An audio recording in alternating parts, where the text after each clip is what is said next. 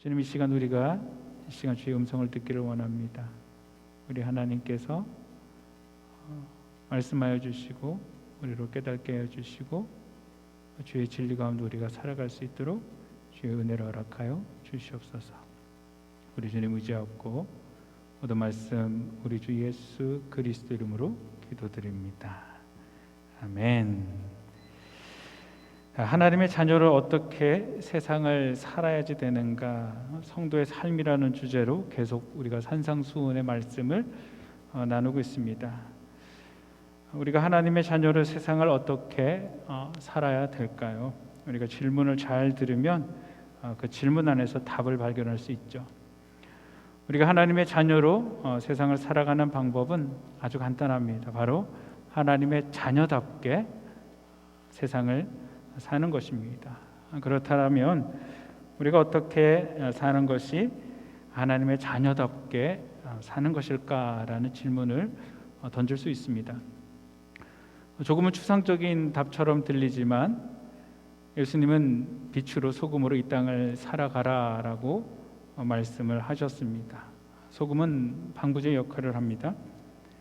우리는 세상의 죄악으로 가득 찬 이때 세상이 썩어지지 아니하도록 방부제 같은 삶을 살아야만 되는 것입니다. 절대적인 도덕과 어떤 진리가 사라져가는 세상 가운데 우리는 하나님의 말씀에 절대적인 진리와 선을 수호하는 삶을 살아야만 됩니다. 뿐만 아니고 우리의 삶은 소금이 음식에 맛을 내듯이 사람들에게 좋은 맛을 느끼게 하는 삶이 되어야만 합니다. 이 세상에는 꼭 필요한 사람, 있으나 마나한 사람, 차라리 없었으면 좋을 사람의 세 종류의 인간이 있다고 합니다. 우리 믿는 성도들은 꼭 필요한 사람으로 사랑 영역을 끼치는 그런 삶을 살아야만 됩니다. 특별히 어두운 세상, 진리를 잃어버리고 살아가는 사람들에게 빛이고 진리 되시는 예수님을 그들이 만날 수 있도록 복음의 빛을 그들의 삶 가운데 비추면서 불신자들을 예수님께로 인도하는 삶을 살아야만 되는 것입니다. 이 빛의 삶, 소금의 삶을 우리가 살기 위해서 예수님께서는 몇 가지 삶의 원리를 산상수훈을 통해서 말씀해주고 계십니다. 성도의 삶의 원리는 우리 마음을 다스리는 것이다 라고 말씀을 드렸습니다. 특별히 살인자의 마음을 버려라라는 것이죠. 살인자의 마음 들으면 좀 충격적이죠. 갑자기 무슨 살인자의 마음 생각하실 수도 있습니다. 내가 그런 마음을 어떻게 가져라고 생각하실 수 있는데요, 우리가 본문을 통해서 확인을 했었죠. 남을 미워하는 마음을 가지고 있는 것만으로도 이미 살인한 자다라고 이야기를 합니다. 모든 사람은 죄인으로 태어나 죄 지을 생각을 하고 죄를 짓습니다. 그러나 믿는 우리 성도들의 삶 가운데는 이 죄의 문제를 다스려야만 되는 것입니다. 그러기 위해서 먼저 우리의 마음 안에 있는 미움의 문제들을 해결할 수 있어야 된다라는 것이죠. 우리가 먼저 손을 내밀고 화해를 해야지 된다. 말씀 가운데 몸부림쳐야지 된다라고 말씀하고 계십니다. 두 번째로 음란한 마음을 다스려라라고 말씀하고 계십니다. 우리가 복음 사역을 하다 보면 많은 사람들을 만나게 되어집니다. 동성들도 만날 수 있지만 이성들도 쉽게 만날 수 있죠. 과거 남녀 칠세 부동석이다라고 이야기를 했지만 현대는 그렇지 않죠. 남녀 칠세 그 이전에도 합동석이죠. 우리 같이 모여서 같이 생활을 합니다. 그렇기 때문에 서로 상대방에 대한 어떤 배려들이 있어야지 되는데, 바울은 디모데에게 이렇게 고면을 하죠. 디모데서 5장 2절 말씀을 통하여서 나이 많은 여자에게는 어머니를 대하듯 하고 젊은 여자에게는 깨끗한 마음으로 대하라라고 이야기합니다. 우리가 성도를 바라보며 다른 상대들을 바라보며 어머니 대하듯이 또한 자매 대하듯이 우리가 그렇게 조심스럽게 살아가야지 된다라고 성경 말씀하고 계시고요. 이혼의 문제, 믿음의 가정을 지켜야지 된다라는 것이죠. 특별히 팔복을 통해서 우리가 받은 것들, 하나님께서 우리 가운데 성령으로 임재하심을 통하여서 우리가 애통하고 긍휼히 여기며 화평을 이루는 자의 삶을 살아가면 그 가정이 절대 깨어질 수가 없는 것들이죠. 가정을 지켜야지 된다라고 성경 말씀하고 계십니다. 특별히 현대는 가정이 파괴되어지는 그런 세대들입니다. 선교지에 가도 많은 사역들이 있지만 가정 사역이 참 중요합니다. 선교지에서 남편과 아내가 어떻게 복음 안에서 살아가는지에 대한 그런 모습들을 보여줘야지 되고요. 또 가정 안에서 부모와 자녀와의 관계가 어떠해야지 되는지, 물론 우리가 말씀으로 가르치지만 삶을 통하여서 가르치는 그런 존재들이 되어야지 된다라는 것이죠. 그렇기 때문에 천국 시민들, 하나님의 뜻대로 살아가는 자들의 가정은 지켜줘야지 된다라고 이야기를 하십니다. 그리고 맹세하지 말라라고 말씀을 하시죠. 무엇보다 더 중요한 것이 신실한 삶을 살아가야지 된다라는 것입니다. 특별히 우리 입술에서는 거짓이 있어서는 되어지지 않는다라고 말씀하고 계십니다. 여러분, 믿는 자에서 가장 중요한 것이 진실인 줄 믿으시기를 바랍니다. 우리가 입을 열어서 하는 모든 말들이 사람들에게 하는 이야기들도 있지만 그 모든 것들을 다 하나님께서 들으시기 때문에 우리가 하나님 앞에서 항상 참되어야지 된다라는 것이죠. 그리고 우리가 한 말들은 지켜야지 된다. 맹세하는 것들이 아니고 맹세가 필요 없는 신실한 삶을 살아라라고 이야기를 하고 계십니다. 그리고 지난주였죠. 악한 자에 대해서 선대하라라고 말씀하고 계십니다. 이 말씀을 보면 계속 주라라고 말씀하고 계시죠.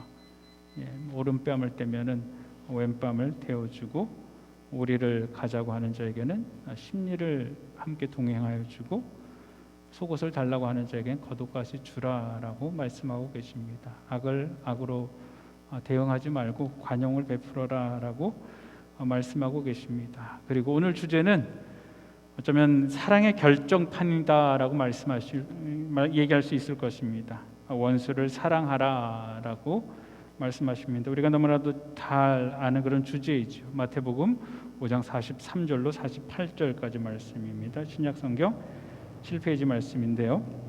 우리 함께 한 목소리로 합독하도록 하겠습니다. 시작. 또 내 이웃을 사랑하고 내 원수를 미워하라 하였다라는 것을 너희가 들었으나 나는 너희에게 이르노니 너희 원수를 사랑하며 너희를 박해하는 자를 위하여 기도하라. 이같이 한즉 하늘에 계신 너희 아버지의 아들이 되리니 이는 하나님이 그 해를 악인과 선인에게 비추시며 비를 의로운 자와 불의한 자에게 내려 주심이라.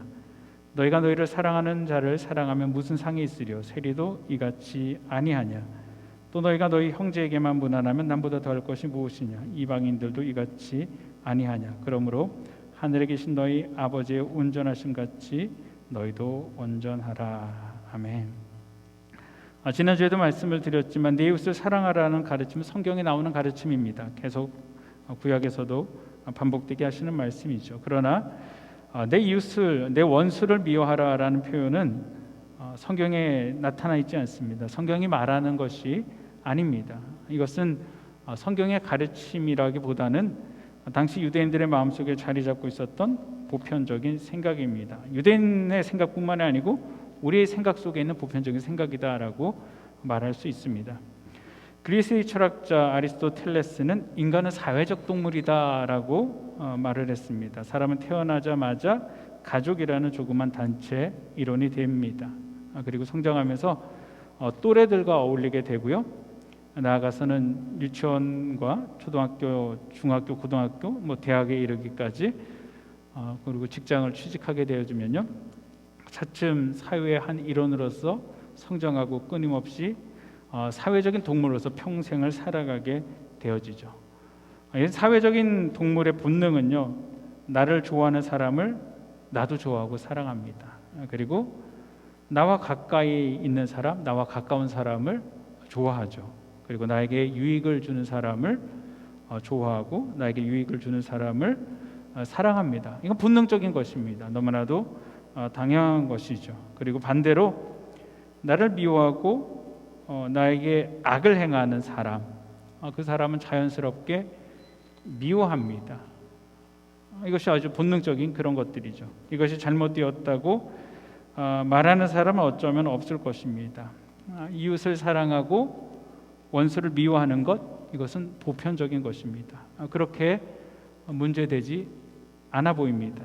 그런데 오늘 본문에서 예수님께서 원수를 미워하는 것이 문제가 된다라고 말씀을 하십니다. 문제가 되는 것은 하나님의 뜻은 우리가 생각하는 것과 다르기 때문이다라는 것이죠.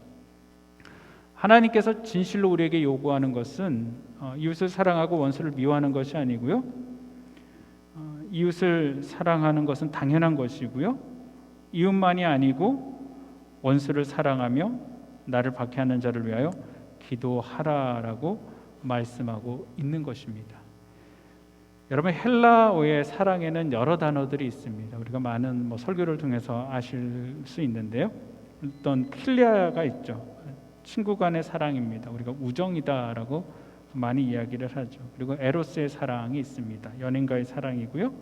육체적인 사랑, 어떤 성적인 사랑을 이야기할 때 우리가 에로스다라고 이야기를 하죠. 그리고 스토게라고 이야기합니다. 스토게는 가족 간의 사랑입니다. 그런데 오늘 본문에서 사용하고 있는 단어는 필리아나 에로스나 스토게를 사용하고 있지 않습니다. 여기서 사용하고 있는 단어는 아가파오입니다. 여러분, 아가파오, 우리가 아가페로 많이 알고 있죠. 아가파오는 우리가 알고 있는 하나님의 사랑입니다. 무조건적인 사랑을 이야기하고 있습니다.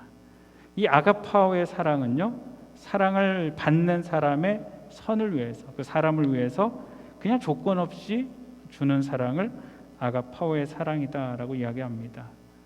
이 사랑은 사랑받는 사람이 어떤 실제적으로나 어떤 상상을 해서 이 사람은 가치 있는 사람이야, 그렇기 때문에 내가 사랑해야지 돼라고 생각하는 것이 아니고요. 사랑해 주는 사람이 어떤 속성, 본성이 사랑이 있기 때문에 그 사랑으로 그냥 주는 사랑이다라는 것입니다. 하나님의 사랑은 여러분과 제가 사랑할 만한 가치가 있어서 또한 그것을 발견하시고 우리를 사랑해 주시는 것이 아닙니다. 저와 여러분이 하나님께로부터 어떠한 사랑받을 만한 가치가 없는 그런 사람이지만 하나님의 본성이 사랑이시기 때문에, 하나님의 속성이 사랑이시기 때문에 하나님의 사랑으로 그냥 조건 없이 저와 여러분을 사랑해 주시는 것입니다. 여러분, 하나님께서 우리에게 요구하시는 사랑이 바로 이 사랑이다라는 것이죠. 내가 너희를 조건 없이 사랑했던 것처럼 너희도 조건 없이 사랑하라라고 말씀하고 계시고, 그 사랑의 대상을 확장시켜 주십니다. 너희 이웃만 사랑하는 것이 아니고 너희 원수까지도 아무 조건 없이 사랑하라라고 말씀하고 계십니다. 그런데 사랑하는 성도 여러분, 앞에서도 제가 말씀드렸지만 우리의 본성은 이런 사랑 자체가 불가능한 존재들입니다. 여러분, 나의 본성은요, 원수나 나를 박해하는 사람에게 그 사람을 사랑해야지 되겠다라는 욕구가 전혀 생기지 않습니다. 여러분, 나의 본성은요, 어떤 선한 일을 하고 싶은, 나에게 악하고 나를 해하는 자에게 선한 일을 하고 싶은 욕구도 결코 생기지 않습니다. 이것이 여러분 죄악된 인간의 본성입니다. 눈에는 눈, 이에는 이, 이웃을 사랑하고 원수를 미워하는 것, 여러분 어쩌면 이것도 힘든지 모릅니다. 더 해주고 싶고 더 나쁘게 복수해주고 싶은 것이 어쩌면은 인간의 본능인지도 모르겠습니다. 그런데 이런 본능을 가지고 있는 사람들에게 주님은 지금 요구하시는 것이 무엇입니까? 전혀 다른 삶을 요구하고 계신다라는 것이죠. 할 수 없는 삶을 지금 우리에게 요구하시는 것입니다.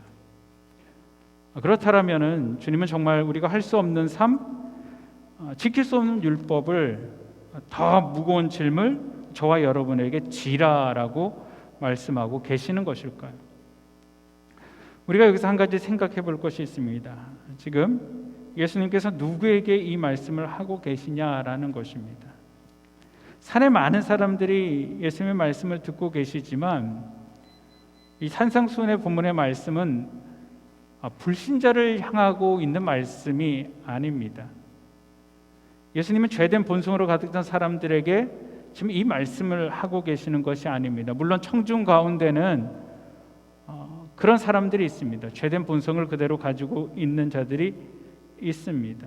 그러나 현재 예수님께서 말씀하고 계시는 이 설교의 청중은 불신자가 아니고요, 예수님의 제자들을 향하여서 하시고 있는 말씀입니다. 이 산상수훈은 천국 시민인 우리에게 지금 하고 있는 그런 말씀인 것이죠. 세상을 사는 사람들은 살아갈 수 없는 그 이야기를 바로 천국 시민, 하나님의 백성, 거룩한 성도는 이렇게 살아야지 된다라고 말씀하고 있는 것입니다. 사랑하는 성도 여러분, 하나님 앞에서는 절대 사랑받을 만한 조건을 갖춘 존재가 존재하지 않습니다. 가치가 돼서 사랑을 받는 사람은 아무도 없습니다. 다만 사랑받아야 되는 사람만이 존재한다라는 것이죠. 기억하시기 바랍니다. 우리가 가치 있어 하나님께서 우리를 사랑해 주신 것이 아닙니다. 반대입니다.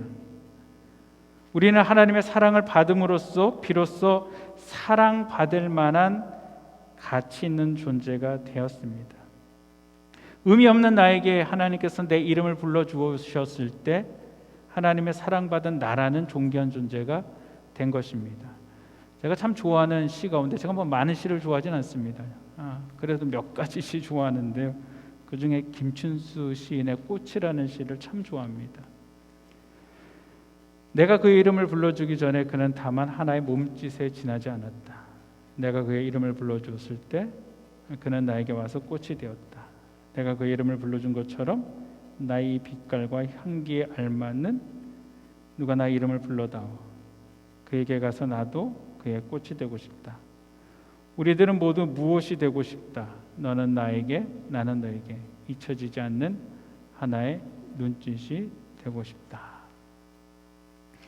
여러분, 그냥 들에 피어있는 의미 없는 한 꽃이죠.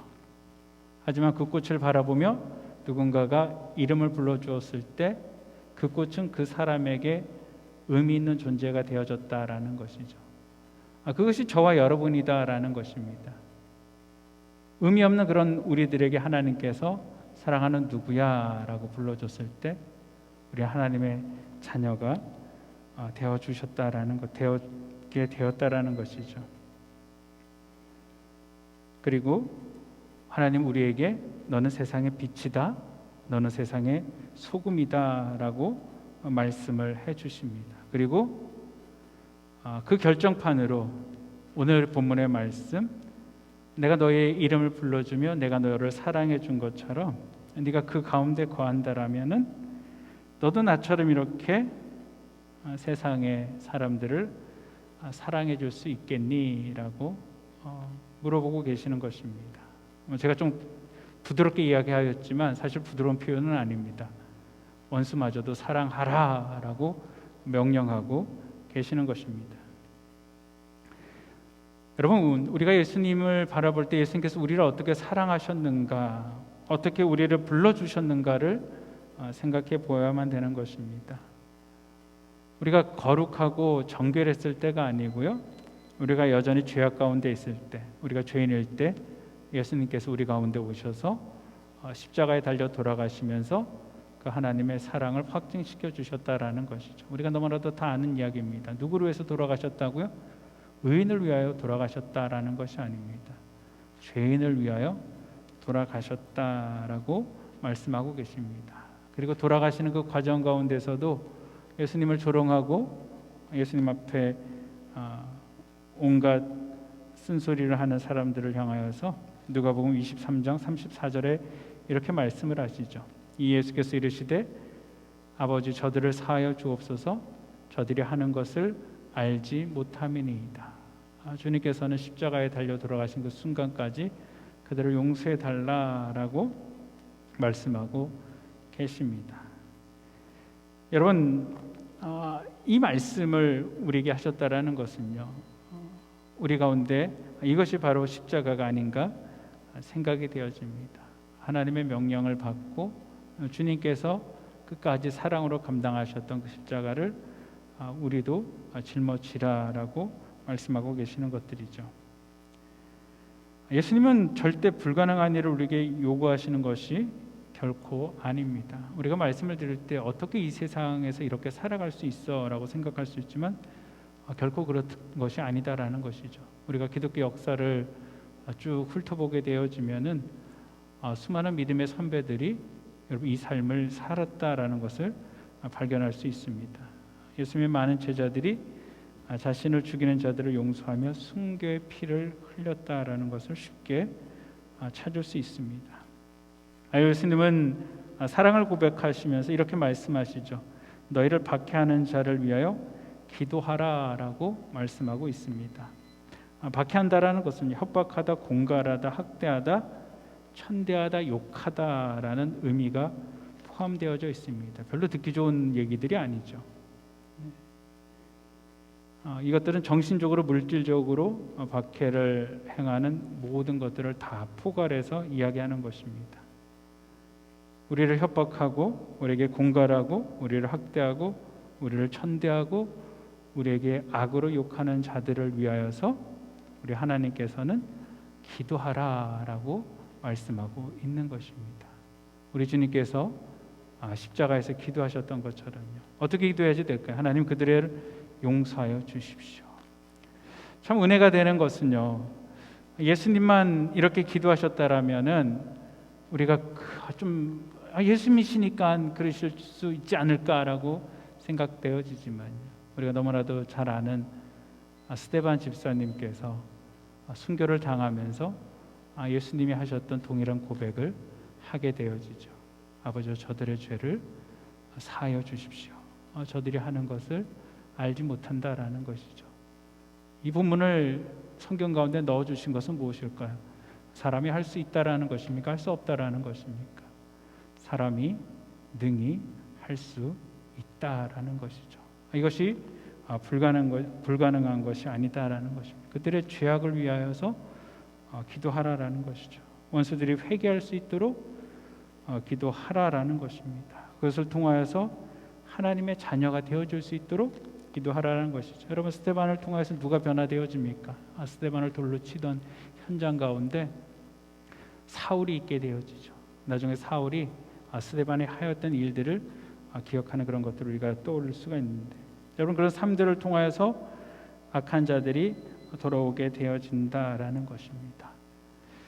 어쩌면 우리들은 이 설교를 들으면서 이건 다 성경에 나오는 이야기죠. 얼마나 많은 사람들이 그렇게 살겠어요.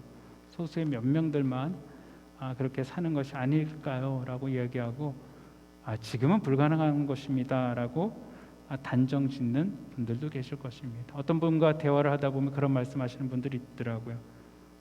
미워하는 사람이 있고 용서하지 못하는 사람이 있는데 난 그 사람 절대 용서 못합니다. 내 눈에 흙이 들어오기 전까지 나는 용서 못합니다 라는 얘기를 하시더라고요. 그럼 제가 그냥 속으로 그 생각을 합니다. 흙이 들어오셔야지 용서가 되겠구나. 그런 생각이 드는데, 그렇게 생각하는 사람들을 향하여서요, 예수님께서는 이런 질문을 던지시죠. 너희가 너희를 사랑하는 자를 사랑하면 무슨 상이 있으려? 세리들도 이같이 아니하느냐? 너희 형제들에게만 무난하면 남보다 더 나은 것이 무엇이냐? 이방인들도 이같이 하지 아니하느냐? 예수님의 제자들이 세상 사람들과 다를 것이 무엇이냐라는 것이죠. 지금 산상수훈을 통해서 예수님께서 무엇을 말씀하고 계십니까? 어떻게 세상을 살아가야지 되는가? 성도의 삶이 어떤 삶을 살아가야지 되는가? 그리고 그 삶은 구체적으로 세상과 다른 삶을 살아가야지 된다라고 말씀하고 계십니다. 그러면서 이웃을 사랑하는 것들, 너희가 너희를 사랑하는 자를 사랑하면은 그게 다를 게 뭐가 있냐라는 것이죠. 그런 사랑은 세리들도 한다라는 것입니다. 예수님께서 결코 세리들을 미워하시고 이방인들을 미워해서 이런 말씀을 하고 계시는 것이 아닙니다. 잘 아시겠지만 이스라엘 백성들 자체가 세리와 이방인들의 감정이 무엇인지 너무나도 잘 아시기 때문에 너희들이 그렇게 경멸하고 너희들이 이렇게 상종하지 아니하는 그런 자들도 이런 사랑은 한다라는 것이죠. 너희 형제에게만 무난하면은 그게 무슨 유익이 있겠냐라는 것이죠. 이방인들도 충분히 그런 것들은 다 한다라는 것입니다. 교회 다니는 사람이나 교회 다니지 않는 사람이나 삶이 똑같으면 무슨 의미가 있냐라는 것이죠. 사랑할 사람 똑같이 사랑하고 미워할 사람 똑같이 미워한다라면은 나의 제자됨의 의미가 무엇이냐라는 것이죠. 하나님의 자녀라고 하면서도 하나님의 성품을 나타내지 못하고 이방인의 도덕적인 수준과 똑같이 행한다라면은 그 역시 이방인과 다를 바 없다라고 말씀하고 있는 것입니다. 하나님께서는 우리의 삶은 달라야지 된다라고 말씀하고 계십니다. 그리고 우리가 사랑해야지 된다라고 말씀하고 계시죠. 여러분, 그럼 우리가 어떻게 그런 사랑을 할 수 있을까요? 결론은 아주 간단합니다. 우리가 먼저 하나님의 사랑과 은혜 가운데 풍성하게 거해야만 되는 것입니다. 유리컵이 하나 있다라고 생각해 보시기를 바랍니다. 유리컵 위에서 돌을 하나 떨어뜨리게 되어지면요, 유리컵이 깨어질 수 있습니다. 그리스도의 사랑이 없으면은요, 우리는 유리컵이 견디는 만큼 견딜 수 있을 것입니다. 어느 정도 충격에는 유리컵이 깨어지지 않을 수 있겠죠. 기스가 날 수 있겠죠. 그러나 유리컵이 감당할 수 없는 충격이 돌로부터 가해지게 되어지면은 유리컵은 산산조각 나고 말 것입니다. 우리가 사랑할 수 있는 만큼, 참을 수 있는 만큼, 내 인격이 되는 만큼 어느 정도 견딜 수 있을 것입니다. 하지만 그것을 넘어서는 순간 우리는 견디지 못하게 되어지고 그냥 깨어져 버리고 마는 것이죠. 그런데 그 유리컵에 여러분 물이 꽉 차 있다라고 한번 생각해 보시기를 바랍니다. 그리고 돌을 떨어뜨리게 되어지면요, 여러분 그 유리컵에 떨어진 돌은 물의 저항 때문에요 금방 떨어지는 것이 아니고 천천히 떨어지게 되어집니다. 그리고 조용히 떨어지고 그 유리컵에는 아무런 지장을 주지를 않는 것입니다.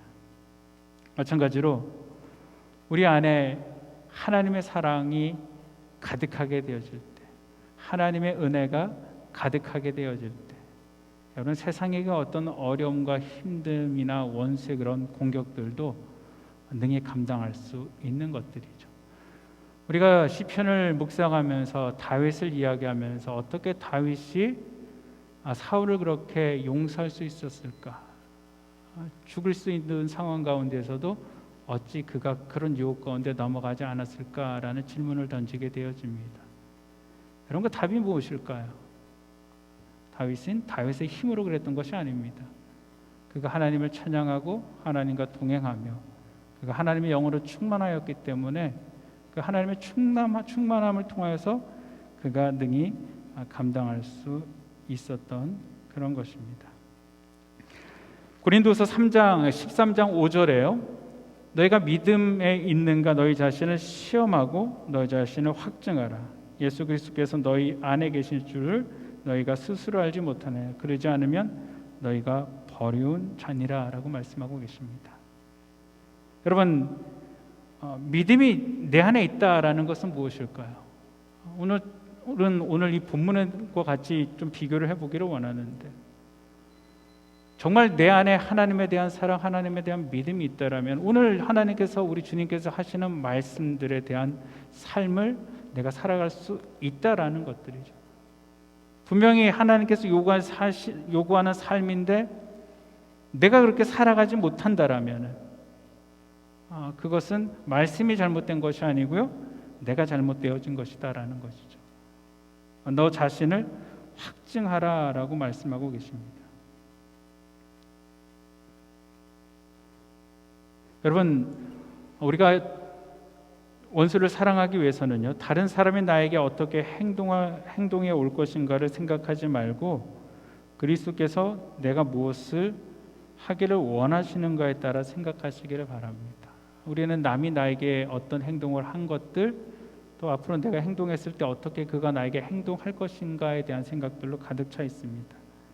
하지만 그 생각을 내려버리고요, 어떤 일이 생겼을 때 그리스도께서 나에게 무엇을 요구하시는가를 생각해야지 된다라는 것이죠. 오늘 본문 44절 킹 제임스 버전은 이렇게 이야기합니다. 그러나 나는 너에게 말한다. 너희 원수를 사랑하라. 너희를 저주하는 자를 축복하라. 너희를 미워하는 자들에게 선을 행하라. 그리고 너희를 모욕하고 너희를 핍박하는 자들을 위하여 기도하라 라고 말씀하고 계십니다. 어쩌면 우리가 지난주에 했던 말씀과 그대로 다 이어지는 것 같죠. 원수를 사랑하고 저주하는 자들을 향해서 함께 저주하지 말고 그들을 축복하고 너희를 미워하는 자들에게 선을 행하여 주라. 그리고 핍박하는 자들을 향하여서 기도하라라고 말씀하고 계십니다. 여러분, 우리가 이 삶을 살아갈 때 주님께서 우리에게 약속해 주시는 것이 있죠. 이같이 한즉 하늘에 계신 너의 아버지의 아들이 되린다라고 말씀하고 계십니다. 여러분, 이 말씀을 오해하지 마시기를 바랍니다. 그렇게 삶을 살아가야지만 아들이 된다라는 행위 규범을 지금 얘기하고 있는 것이 아닙니다. 성도가 하나님의 아들이 되었다라는 것은 그리스도를 믿고 구원받은 그 순간에 우리가 하나님의 자녀가 되었다라는 것은 변하지 않는 진리입니다. 그런데 우리 예수님께서 이 말씀을 하시는 이유가 따로 있습니다. 유대 사회에서는 아들은요, 아버지의 재산과 직업들을 물려받게 되어집니다. 우리 예수님도 목수 일을 하셨죠. 그 아버지가 목수를 하셨던 것처럼요. 물론 아버지는 그런 일뿐만이 아니고요, 아버지를 보고 닮아가기 때문에 아버지의 성품까지도 이어받게 되어집니다. 우리가 부전자전이다라고 이야기를 하죠. 자녀를 보면 아버지가 보이고 아버지를 따라서 또 자녀의 모습들이 이렇게 그려지는 것들이죠. 우리가 하나님의 자녀로 하늘나라의 유업을 물려받는 것뿐만이 아니고 우리에게 하나님과 동일한 성품이 발견되어져야지 된다라고 성경은 우리에게 말씀하고 있는 것입니다.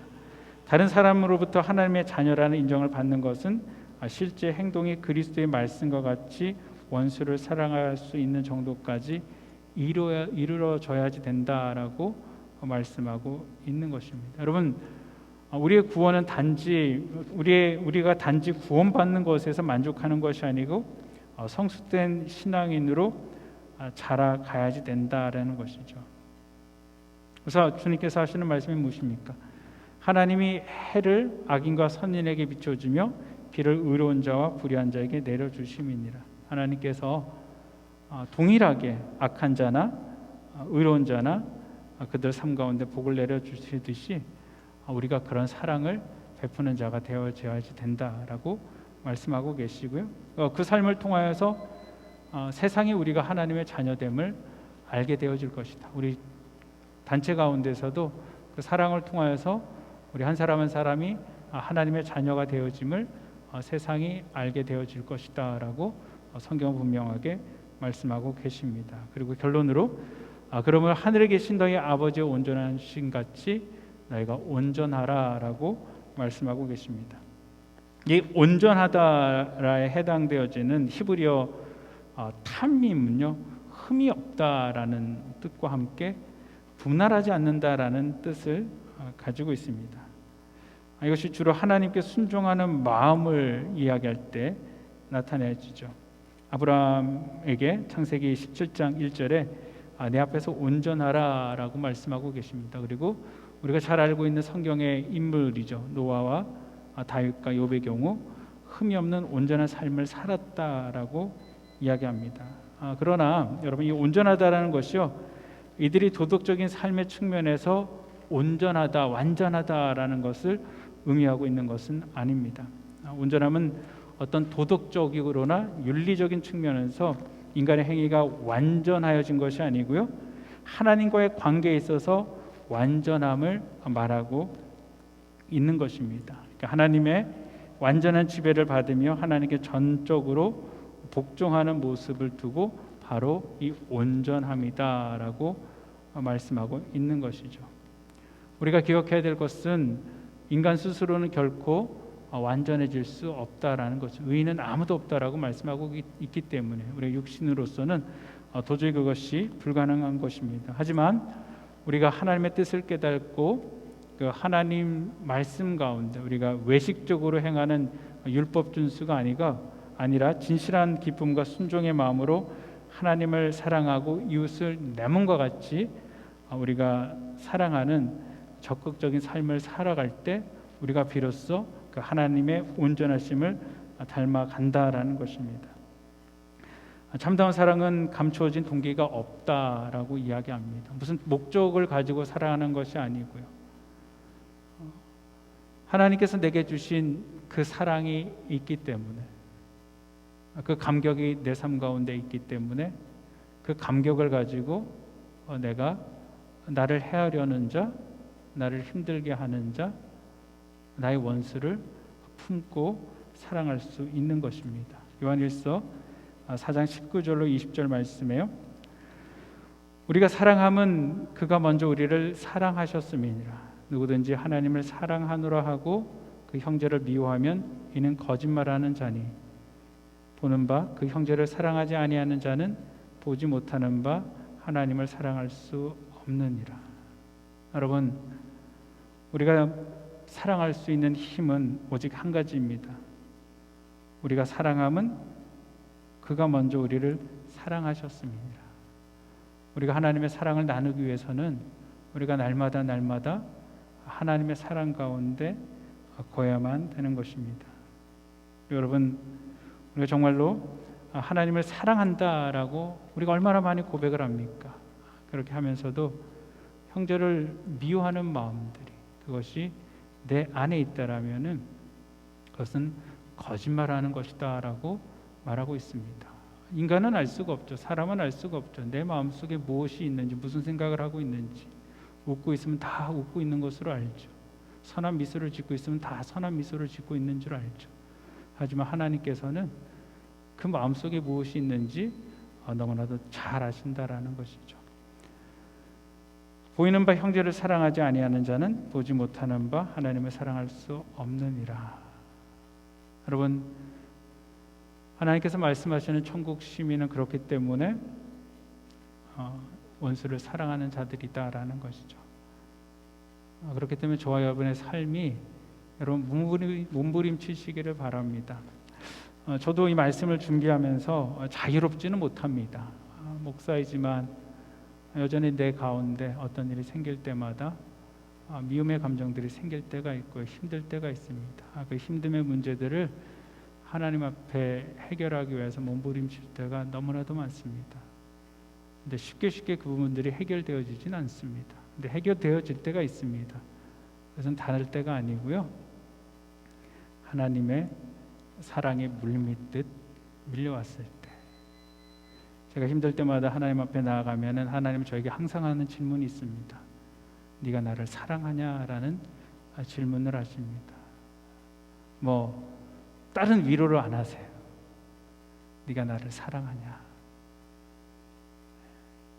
내가 아버지를 사랑합니다 라고 고백하면은 문제가 해결되어집니다. 그러면은 그 사랑으로 사랑해라.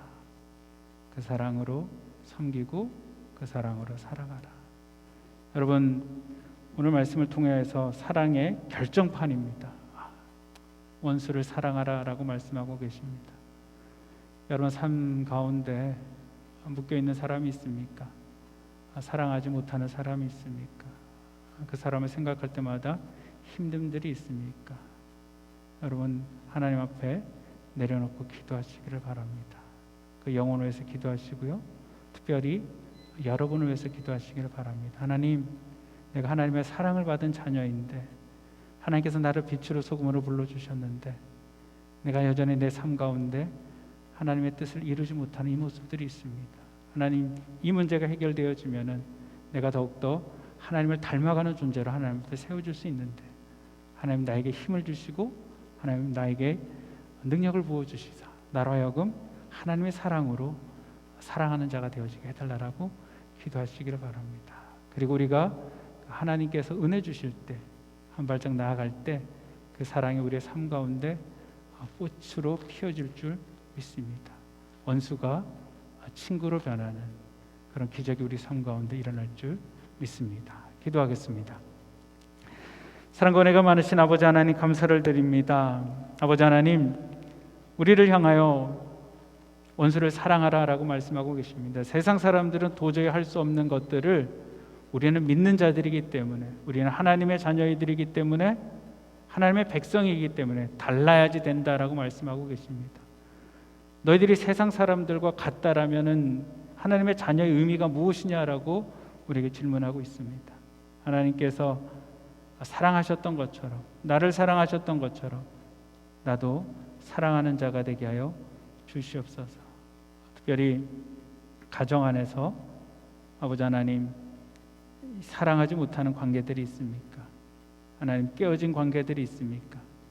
무릎 꿇게 하시고 영혼을 붙들게 하시고 눈물을 쏟아내게 하시고 아버지 하나님 죄의 길에서 돌이키게 해달라고 기도하게 하여 주시옵소서. 그리고 우리 교회 공동체 안에 아버지 하나님 갈등의 많은 관계들 가운데 우리가 하나님 앞에 무릎 꿇기를 원합니다.